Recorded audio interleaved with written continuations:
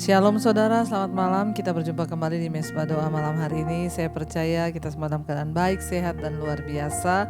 Malam ini kita mau bawa hati dan hidup kita kepada Tuhan. Mari kita datang memuji, menyembah Dia. Saya mau menyapa yang ada di Indonesia, Shalom. Yang ada di luar negeri juga Shalom. Ya, biarlah damai Kristus senantiasa ada dalam hidup kita. Kita mau terus percaya bahwa Tuhan turut bekerja dalam segala sesuatu mendatangkan kebaikan. Kami tahu bagi Tuhan tidak ada perkara yang mustahil. Tuhan, Engkau sanggup melakukan segala perkara di hidup kami. Karena itu hari ini bawa kami untuk terus beriman, percaya sungguh kepada Tuhan bahwa Engkau tidak pernah berubah. Apapun yang kami harapkan, apapun yang kami rindukan, kami tahu mungkin bagi kami itu mustahil, tapi bagi Tuhan tidak ada yang mustahil. Bagi orang percaya tidak ada yang mustahil. Terima kasih Bapa. Ini pujian penyembahan yang kami bawa kepadamu Tuhan. Terima kasih Yesus, terima kasih ya Tuhan. Kami bersyukur buat anugerah-Mu Yesus. Kami bersyukur. Mari angkat hatimu saudara, datang pada Tuhan, syukuri hidup kita. Terima kasih ya Bapa. Kami menghormati hadirat-Mu Tuhan. Kami menghormati kekudusan-Mu Tuhan. Biarlah Engkau hadir di tengah kami malam ini Bapa, di dalam ibadah kami, dalam penyembahan kami. Terima kasih Tuhan. Terima kasih Bapa. Terima kasih Yesus, haleluya. Tiada yang mustahil dan tiada yang sukar bila Roh Allah turut bekerja. Tiada yang mustahil, tiada yang mustahil bagi orang percaya, karena Roh Allah turut bekerja di antara kita. Lebih lagi katakan, tiada yang mustahil, kami tahu Tuhan. Tiada yang mustahil dan tiada yang sukar bila Roh Allah turut bekerja. Tiada yang mustahil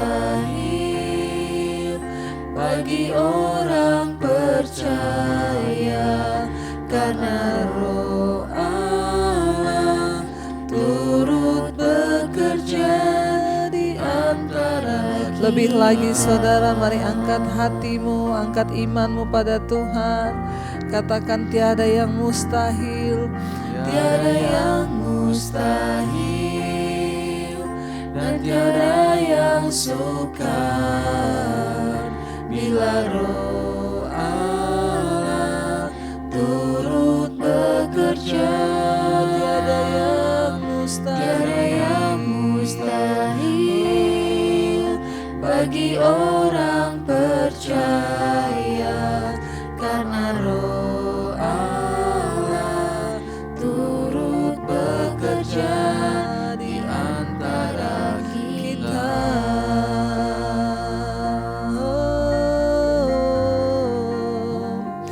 Kami percaya Roh Kudus turut bekerja dalam hidup kami. Tiada yang mustahil. Tidak ada yang mustahil bagi orang-orang yang percaya kepada Tuhan. Karena itu malam hari ini angkat hatimu, angkat imanmu saudara. Tiada yang mustahil dan tiada yang sukar bila Roh Allah turut bekerja. Tiada yang mustahil. bagi orang percaya, karena Roh Allah turut bekerja di antara kita. Kami percaya tiada yang mustahil bagimu. Kami percaya bagi Tuhan. Mungkin hari-hari ini ada di antara kami yang sedang berjalan di dalam kesesakan Tuhan. Kami sedang berjuang dengan keadaan hidup, rumah tangga, ekonomi, bahkan sakit penyakit kami. Satu hal yang kami percaya, bagi Tuhan tidak ada perkara yang mustahil. Sekalipun kami melihat keadaan rasanya tidak mungkin, tapi kami tidak mau melihat keadaan, kami mau melihat kepada kebenaran firman-Mu Bapa. Mari saudara tetap berharap pada Tuhan, tetap andalkan Tuhan dan datang di kakinya saudara. Angkat imanmu hari ini, katakan, sebab bagi Tuhan tidak ada yang mustahil. Bagi Tuhan tak ada yang mustahil. Bagi Tuhan tak ada yang tak mungkin. Mujizatnya disediakan bagiku. Ku diangkat dan dipulih bagimu Tuhan.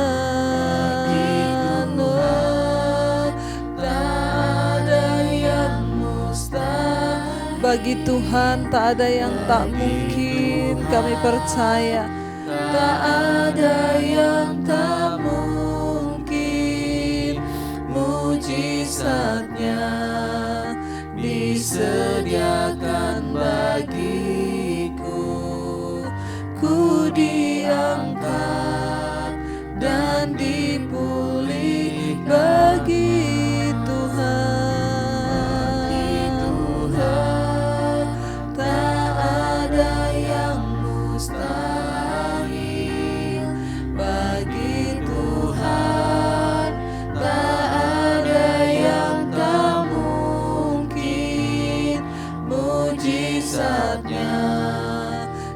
Disediakan bagiku, diangkatnya Tuhan dan dipulihkan.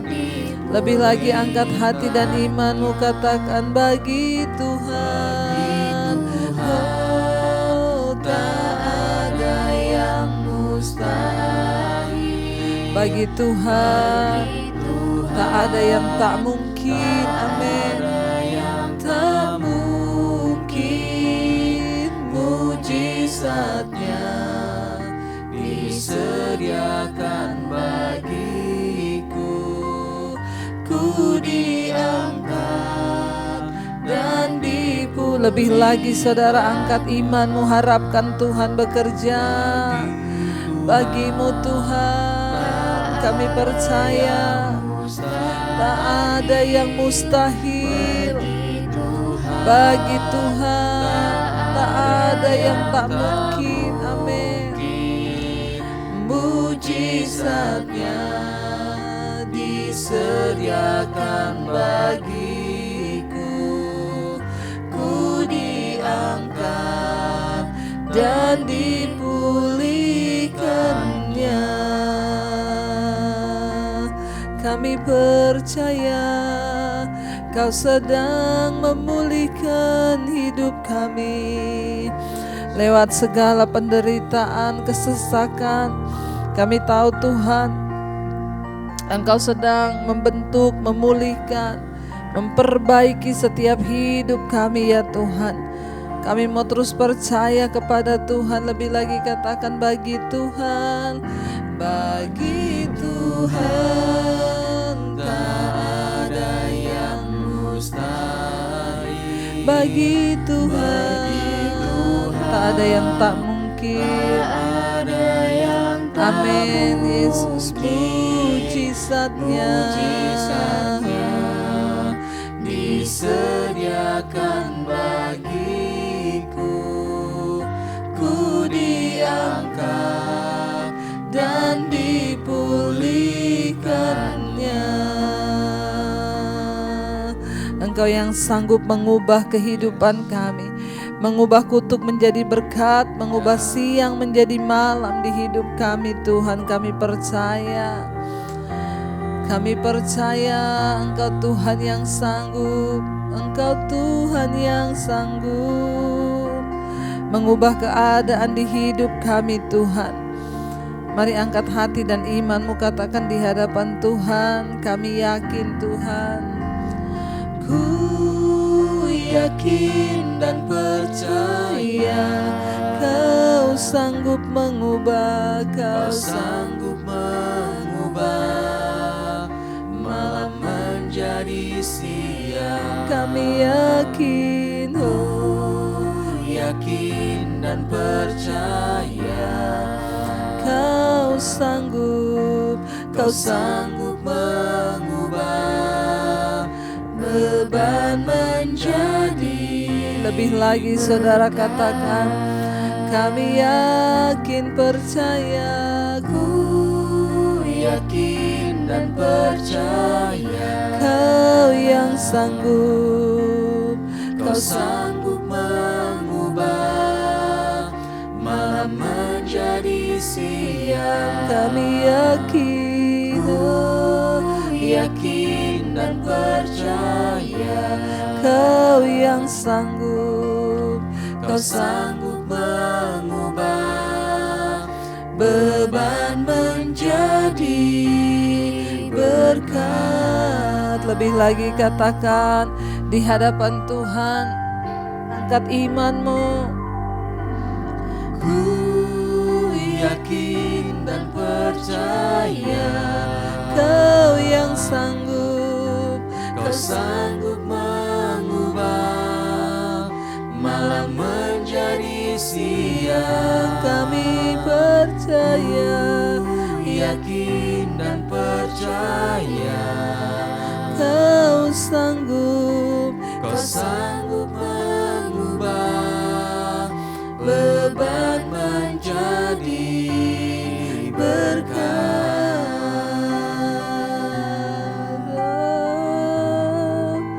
Kau yang sanggup mengubah.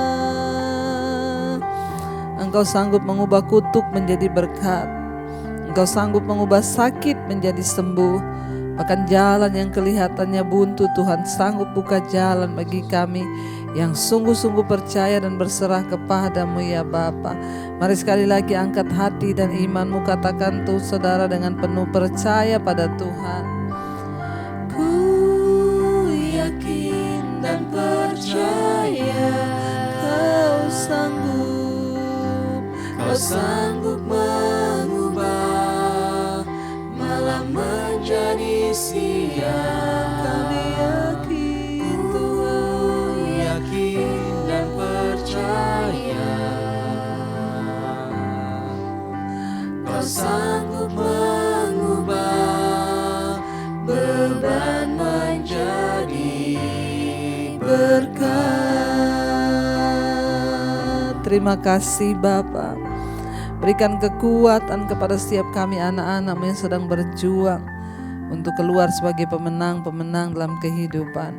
Kalau sebentar kami akan mendengarkan firman-Mu, urapi hamba-Mu yang tidak ada apa-apanya Tuhan. Dalam nama Tuhan Yesus kami berdoa dan kami bersyukur. Haleluya. Amin, amin, amin. Baik saudara, kita akan melanjutkan pembacaan firman Tuhan malam hari ini. Namun sebelumnya seperti biasa saya akan bacakan kesaksian yang sudah masuk. Ya, dan biarlah lewat kesaksian iman kita semakin diteguhkan. Shalom Ibu Debbie, saya mau bersaksi atas kebaikan Tuhan dalam hidup saya. Karena saya sudah berjanji untuk bersaksi di tempat Mesbah Doa Ibu. Saya berumur 29 tahun dan saya baru mengikuti Mesbah Doa dan semua channel Ibu itu sekitar 5 bulanan. Saya selalu mengikuti Mesbah Doa dan juga Mesbah Syukur. Puji Tuhan, hidup saya banyak sekali diubahkan melalui khotbah-khotbah Ibu Debbie. Saya mau bersaksi saya mau bersaksi pada bulan yang lalu, nenek saya itu baru pulang dari Singapura ke Jakarta dan stay bersama dengan kami cucunya. Puji Tuhan, yang menjadi doa dan kerinduan saya selama ini, saya mau bertemu dengan nenek saya dan melayani nenek saya. Akhirnya Tuhan jawab. Keesokan harinya nenek saya terjatuh dari tangga dan jatuh ke beberapa anak tangga tapi tidak sampai ke bawah. Namun bahu nenek saya terbentur ke dinding dengan keras pagi hari itu. Kami kaget, saya dan kakak saya.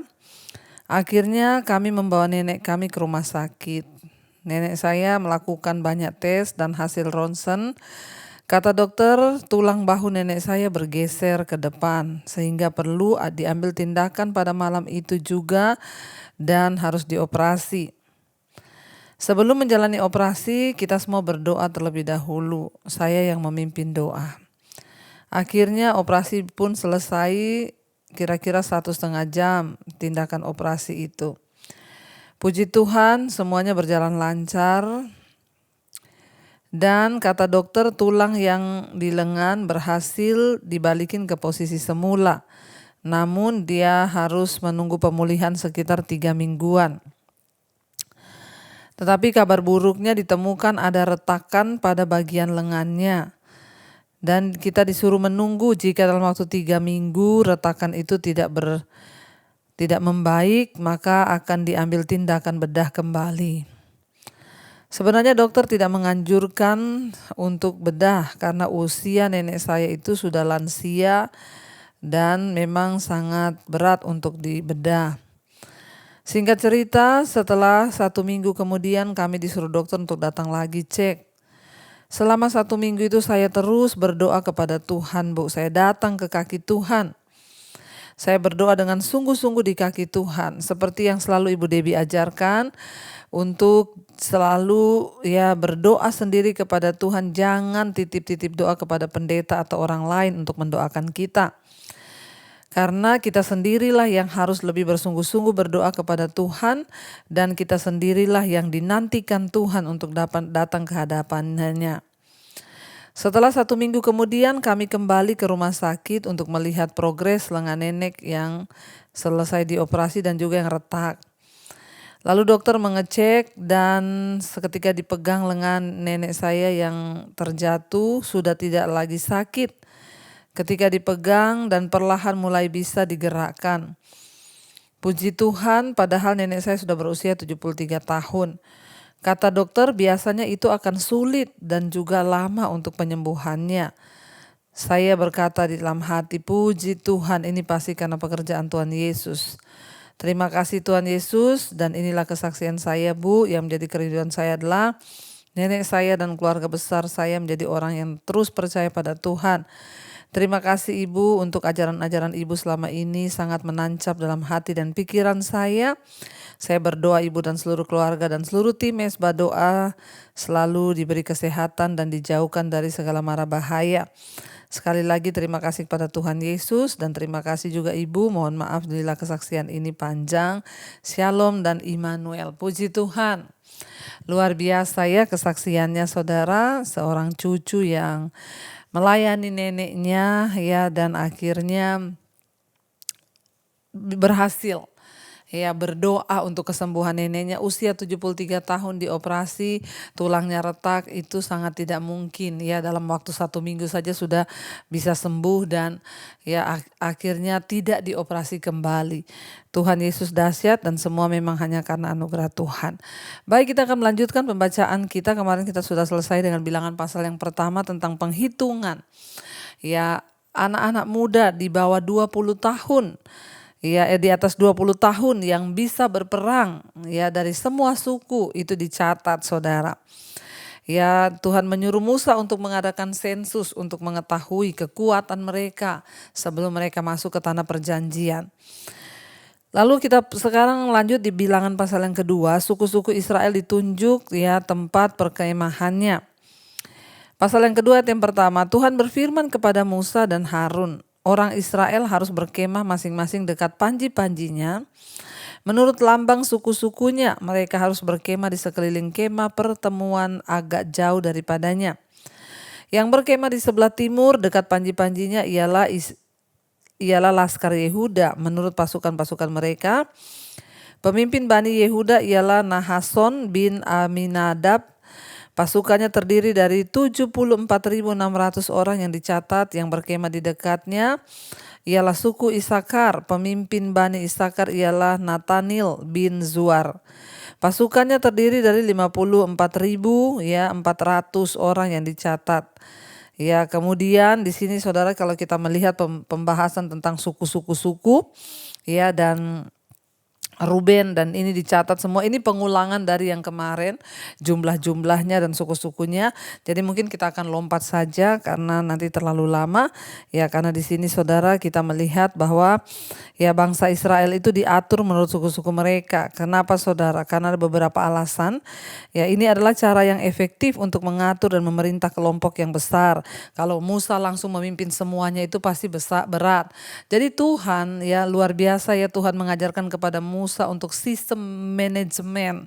Bagaimana dia bisa mengatur satu kumpulan yang besar, bukan sendirian tetapi mengangkat persuku-persuku, kepala demi kepala, agar lebih mudah ya untuk mensosialisasikan sesuatu, untuk mengatur sesuatu itu lebih gampang. Ini adalah cara yang sangat efektif yang diberikan Tuhan saudara ya, tentang jadi ilmu manajemen yang pertama kali itu selalu dari Tuhan. Ini membuat pembagian tanah perjanjian juga lebih mudah. Ini adalah bagian dari budaya dan warisan mereka ya, yaitu yang diatur Tuhan saudara. Ini memudahkan untuk memelihara silsilah juga yang dirinci. Jadi banyak sekali ya sisi positif yang Tuhan atur ini, dan pasti itu mendatangkan kebaikan ya. Dari segi silsilah, dari rincinya satu persatu, juga ini membuktikan bahwa keanggotaan dalam bangsa pilihan Allah itu ya teratur, waktu itu Tuhan sudah mengatur. Ini juga akan membuat perjalanan jauh lebih efisien karena bangsa itu mengikuti standar dari suku-suku ya dan macam-macam bendera mereka. Ya, jadi karena ya mereka itu ya tetap tinggal bersama-sama sehingga terhindar dari tersesat. Jadi ya bisa dipantau saudara ya, mana yang jauh mana yang tidak. Jadi di sini kita melihat saudara ya, Tuhan memberikan kepada Musa satu strategi untuk Musa boleh mengatur suku-suku ini saudara dengan lebih dan lebih baik lagi tentunya. Bangsa Israel diatur menurut ketua-ketua dan suku-suku mereka. Dan ini juga pasti salah satu tempat perkemahan terbesar mungkin yang pernah dilihat di dunia ya. Saudara bisa bayangkan mereka itu berkemah saudara. Tempat ini akan memerlukan kemah-kemah sekitar 12 mil persegi. Itu hanya bagi 600.000 prajurit. Ya, belum termasuk perempuan dan anak-anak. Musa pasti mengalami masa yang sulit untuk mengatur kelompok sebesar itu.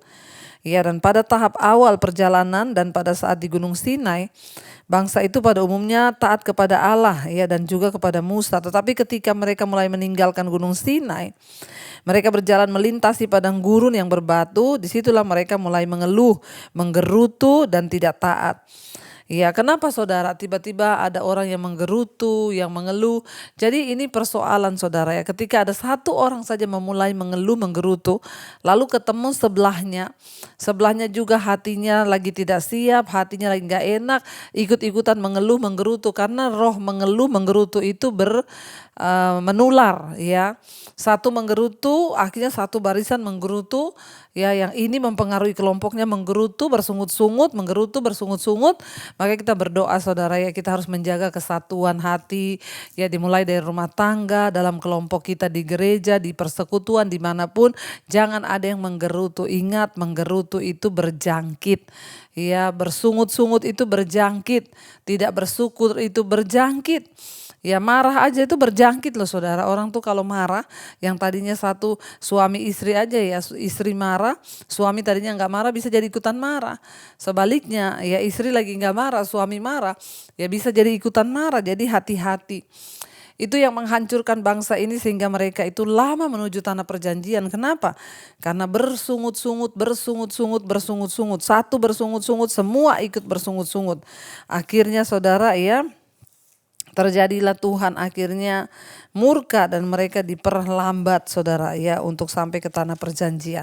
Baik, kita sekarang lanjut sampai langsung pada ayat yang pasal yang ketiga ya. Kalau saudara membaca nanti ini semua tentang pasukan yang sudah kita baca kemarin, hanya pengulangannya saja. Orang Lewi sekarang pasal yang ketiga. Inilah keturunan Harun dan Musa pada waktu Tuhan berfirman kepada Musa di Gunung Sinai. Nama anak-anak Harun ialah yang sulung Nadab, kemudian Abihu, Eliezer, dan Itamar. Itulah nama anak-anak Harun, imam-imam yang diurapi yang telah ditabiskan untuk memegang jabatan imam. Tetapi Nadab dan Abihu sudah mati di hadapan Tuhan di padang gurun Sinai. Ketika mereka mempersembahkan api yang asing kepada Tuhan, mereka tidak mempunyai anak. Jadi ketika Harun ayah mereka masih hidup, yang memegang jabatan imam ialah Eliezer dan Itamar. Tuhan berfirman kepada Musa, suruhlah suku Lewi mendekat dan menghadap ya Imam Harun, dikatakan di sana, supaya apa saudara ya? Supaya mereka melayani dia.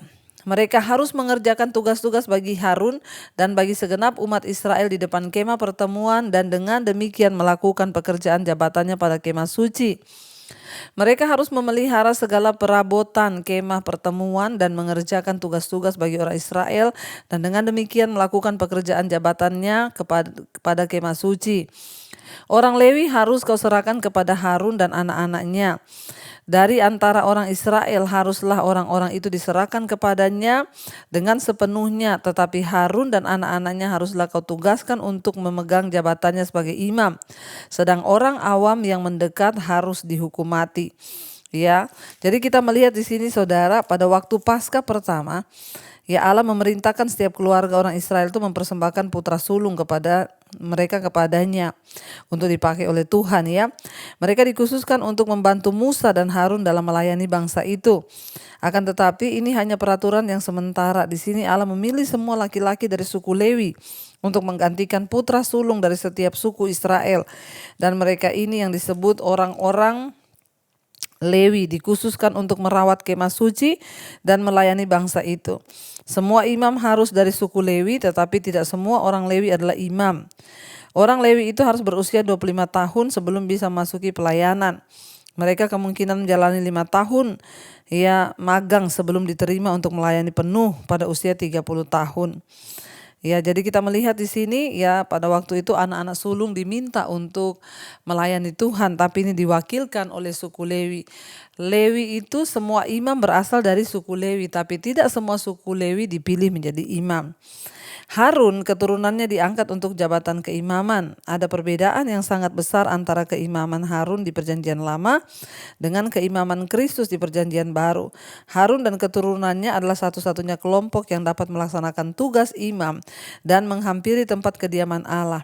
Namun sekarang lewat keimaman Kristus ya sebagai imam besar kita yang menjadi pengantara kita dengan Allah, setiap orang yang mengikuti dia juga disebut imam. Sekarang setiap orang Kristen datang kepada Tuhan kehadirat Allah tidak perlu rasa takut dan tidak perlu pengantara. Karena Yesuslah Tuhan sendiri yang sudah menjadi pengantara bagi kita. Ya lewat darah yang dia curahkan bagi kita, kita dapat saudara datang kepada Tuhan secara pribadi ya dengan hubungan yang benar. Sebab kita ditebus oleh darah Yesus. Kan itu saya selalu bilang ya datang sama Tuhan sendiri, gak usah titip-titip doa. Datang saja sama Tuhan sendiri langsung. Ayat yang ke-11, Tuhan berfirman kepada Musa, sesungguhnya aku mengambil orang Lewi dari antara orang Israel, ganti semua anak sulung mereka yang terdahulu lahir dari kandungan supaya orang Lewi menjadi kepunyaanku. Sebab akulah yang punya semua anak sulung pada waktu aku membunuh semua anak sulung di tanah Mesir, maka aku menguduskan bagiku semua anak sulung yang ada pada orang Israel. Baik dari manusia maupun dari hewan, semuanya itu kepunyaanku. Akulah Tuhan. Tuhan berfirman kepada Musa di padang gurun Sinai, catatlah Bani Lewi menurut puak-puak dan kaum-kaum mereka. Semua laki-laki yang berumur 1 bulan ke atas harus kau catat. Lalu Musa mencatat mereka sesuai dengan titah Tuhan seperti yang diperintahkan kepadanya. Inilah anak-anak Lewi dengan nama mereka, Gerson, Kehat, dan Merari. Inilah nama anak-anak Gerson dan kaum-kaum mereka, Libni dan Simei. Anak-anak Kehat dan kaum-kaum mereka ialah Amram, Yishar, Hebron, dan Uziel. Anak-anak Merari dan kaum-kaum mereka ialah Mahli dan Musi. Inilah kaum-kaum Lewi yang ada dalam puak-puak mereka. Puak-puak Gerson terdiri dari kaum Libni dan kaum Simei, itulah kaum-kaum Gerson. Jumlah pencatatan mereka ketika semua laki-laki yang berumur 1 bulan ke atas dicatat ada 7.500 orang. Kaum-kaum Gerson ini berkemah di belakang kemah suci di sebelah barat. Pemimpin puak Gerson ialah Eliasaf bin Lael. Yang harus dipelihara oleh Bani Gerson dalam kemah pertemuan ialah kemah suci dan kemah dengan tudungnya, tirai pintu kemah pertemuan, layar pelataran, dan tirai pintu pelataran yang ada sekeliling kemah suci dan mesbah dan talinya, termasuk segala pekerjaan yang berhubungan dengan semuanya itu. Puak Kehat terdiri dari kaum Amran, kaum Yisyar, kaum Hebron, dan kaum Uziel. Itulah kaum-kaum Kehat. Jumlah pencatatan mereka ketika semua laki-laki yang berumur 1 bulan ke atas dicatat ada 8.600 orang, yakni mereka yang memelihara barang-barang kudus. Kaum-kaum Bani Kehat ini berkemah pada sisi kemah suci sebelah selatan. Pemimpin puak Kehat dan kaum-kaumnya ialah Elisafan bin Uziel. Yang harus dipelihara mereka ialah tabut, meja kandil, mesbah-mesbah perkakas tempat kudus yang dipakai untuk menyelenggarakan ibadah. Juga tirai, termasuk segala pekerjaan yang berhubungan dengan semuanya itu. Adapun pemimpin tertinggi orang Lewi ialah Eliezer, anak Imam Harun, dan pegawai dan pengawas mereka yang memelihara barang-barang kudus. 33 puak Merari terdiri dari kaum Mahlil, kaum Musi, itulah kaum-kaum mereka ketika semua laki-laki berumur 1 bulan ke atas dicatat 6.200 orang. Pemimpin puak Merari dan kaum-kaumnya ialah Suriel bin Abihail. Mereka berkemah pada sisi kemah suci sebelah utara. Yang ditugaskan kepada Bani Merari untuk dipelihara ialah papan kemah suci, kayu lintangnya, tiang-tiangnya, alasnya, segala perabotnya, termasuk segala pekerjaan yang berhubungan dengan semuanya itu. Juga tiang pelataran sekelilingnya, alas, patok, dan talinya. Yang berkemah di depan kemah suci di sebelah timur, di depan kemah pertemuan ialah Musa dan Harun, serta anak-anaknya yang mengerjakan tugas pemeliharaan tempat kudus bagi orang Israel. Tetapi orang awam yang mendekat haruslah dihukum mati. Jumlah orang Lewi yang sesuai dengan titah Tuhan dicatat oleh Musa dan Harun menurut kaum-kaum mereka, yakni semua laki-laki berumur 1 bulan ke atas adalah 20.000 orang. Lalu berfirmanlah Tuhan kepada Musa, catatlah semua anak sulung laki-laki Israel yang berumur 1 bulan ke atas, lalu hitunglah jumlah mereka. Dan ambillah orang-orang Lewi bagiku, akulah Tuhan, sebagai ganti semua anak sulung yang ada pada orang Israel. Juga hewan orang Lewi ganti semua anak sulung di antara hewan orang Israel. Maka Musa mencatat semua anak sulung yang ada pada orang Israel seperti yang diperintahkan Tuhan kepadanya. Semua anak sulung laki-laki dicatat namanya dalam pencatatan itu, yakni yang berumur 1 bulan ke atas ada 20.273 orang. Lalu berfirmanlah Tuhan kepada Musa, ambillah orang Lewi ganti semua anak sulung yang ada pada orang Israel, juga orang Lewi ganti hewan mereka. Supaya orang Lewi itu menjadi kepunyaanku, akulah Tuhan, sebagai uang tebusan untuk ke-273 anak sulung Israel yang melebihi jumlah orang Lewi itu. Haruslah engkau mengambil 5 sikal seorang. Engkau harus mengambilnya menurut sikal kudus. Sikal ini adalah 2 gera beratnya.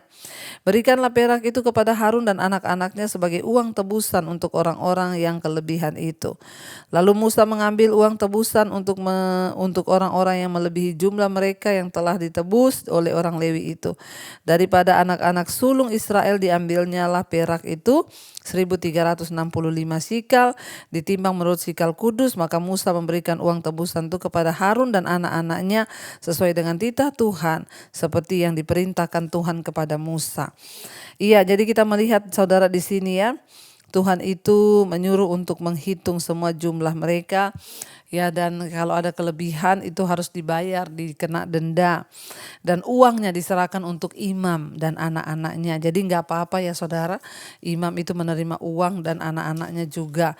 Ya, sebab Tuhan mengasihi mereka, sebagai imam mereka tidak boleh berkekurangan. Dan kita percaya saudara bahwa ya kita juga berdoa saudara ya untuk kita terus ya hidup dalam perkenanan Tuhan ya, seperti Tuhan meminta anak sulung pada waktu itu, semua anak sulung harus menjadi milik Tuhan. Tapi sekarang ya tidak lagi seperti itu, bahkan seluruh anak sulung di Israel itu diwakili oleh suku Lewi saja, karena anak sulung adalah milikku kata Tuhan.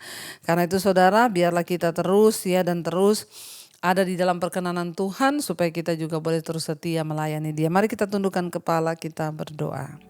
Terima kasih Bapa, kami mengucap syukur buat malam ini Engkau mengajarkan pada kami untuk kami lebih sungguh-sungguh lagi Tuhan dalam menata hidup kami, anak-anak kami.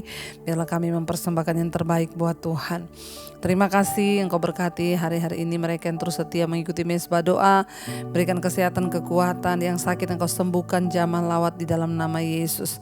Yang beban berat Engkau berikan kelegaan, yang terikat dengan dosa-dosa, kenajisan, percabulan, homoseksual, lesbian, rokok, minuman keras, judi, yang terikat dengan narkoba, yang terikat dengan ketakutan, kekhawatiran, kebencian, kepahitan, kami tolak, patahkan, hancurkan dalam nama Tuhan Yesus. Kau memberkati juga mereka yang terikat dengan persinahan, perselingkuhan, Tuhan lepaskan Bapa. Berkati setiap orang-orang yang terikat dengan masalah-masalah keuangan, hutang piutang, Tuhan turut bekerja mendatangkan kebaikan. Yang ingin menjual aset, Tuhan Engkau bukakan jalan agar Engkau datangkan pembeli yang terbaik. Kami berdoa malam ini menyerahkan setiap mereka yang sakit, lawatan Tuhan turun terjadi. Mari letakkan tanganmu di bagian yang sakit, perkatakan dalam nama Yesus, aku percaya ada kesembuhan, ada pemulihan, sebab Tuhan sanggup melakukan jauh lebih besar dari apa yang kami doakan. Ampuni kesalahan dosa kami Tuhan, kami usir patahkan segala serangan-serangan kuasa kegelapan di dalam nama Tuhan Yesus. Bapa, Engkau juga memberkati setiap mereka yang hari-hari ini Bapa rindu punya keturunan, bukakan kandungan yang tertutup, anak keturunan ilahi Tuhan berikan. Berkati Tuhan untuk setiap mereka yang hari-hari ini juga berkekurangan, Tuhan cukupkan. Yang ingin mencari pekerjaan, Tuhan berikan yang terbaik. Engkau juga memberkati Tuhan untuk semua yang ada di atas bangsa kami Indonesia, mulai dari Bapak Presiden Jokowi, wakilnya, seluruh jajaran kabinet, TNI, Polri. Berkati bangsa kami, penduduknya Tuhan, tanahnya diberkati Tuhan. Ampuni bangsa ini, hujan pertobatan-Mu tercurah atas pemerintahan kami, atas rakyat kami. Indonesia boleh merendahkan diri sehingga Tuhan boleh membela bangsa ini. Terima kasih Bapa, Engkau memberkati Tuhan setiap anak-anak-Mu yang sungguh-sungguh berdoa mencari wajah-Mu Tuhan. Engkau kembalikan kami kepada jalan-jalan-Mu. Juga kami berdoa untuk semua bangsa-bangsa di 5 benua, Asia, Afrika, Amerika, Eropa, Australia, Lam, Jama dan Lawat Tuhan. Kembalikan Tuhan kepada sungguh-sungguh perkenanan Tuhan. Kami berdoa biarlah bangsa-bangsa boleh dipulihkan Tuhan. Biarlah kami semakin berjalan kepada perkenanan-Mu. Kami membuka tangan dan hati kami malam ini untuk menerima berkat Tuhan. Diberkatilah Engkau dalam hidup-Mu, diberkati rumah tangga-Mu, diberkati pekerjaan-Mu, diberkati kesehatan-Mu. Turunlah kiranya berkat dari Allah Bapa, cinta kasih Tuhan Yesus Kristus, penyertaan Allah Roh Kudus atas hidup-Mu mulai hari ini bahkan sampai kali yang kedua Tuhan Yesus datang menjemput kita. Di dalam nama Yesus, haleluya, amin, amin, amin. Selamat malam saudara.